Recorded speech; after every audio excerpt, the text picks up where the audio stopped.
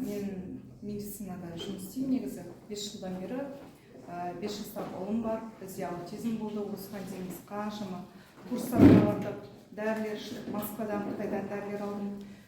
Бізде результат болмады емес, болды, бірақ баяу. Аутизммен ауыратын балалар негізі өзгеше болады.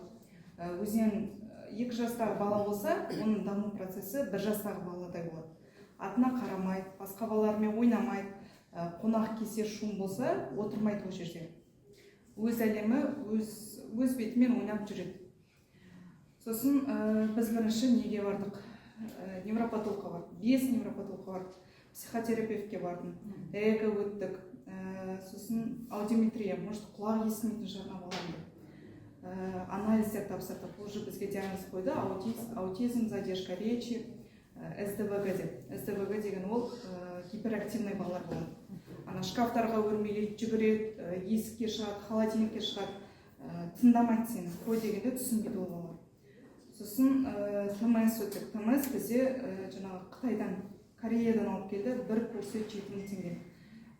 Бір ай 17 күн аласың, 2 ай демаласың, 17 күн аласың, 2 ай демаласың. Одан кейін қаншама витаминдер іштік. Москвадан алып бердім, Қазақстанда жоқ. Қытайдан алып бердім дәрілер, осы Қазақстанда жоқ деген.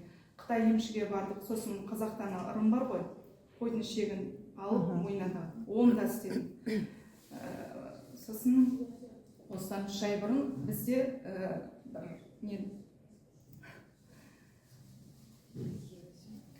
все хорошо. Воспитатель айтты, жаңағы осындай дәрі бар деп. Соны бердім.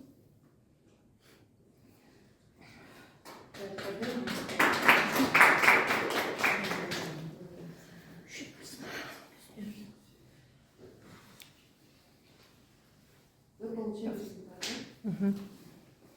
Даже қасық істегенмін.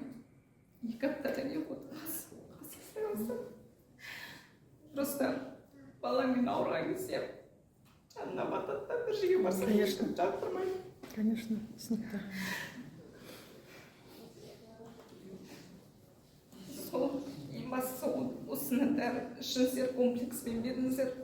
2 жыл бұрын айтқан кезде мен сенбедім, ақшамда болмады, жас семьямыз.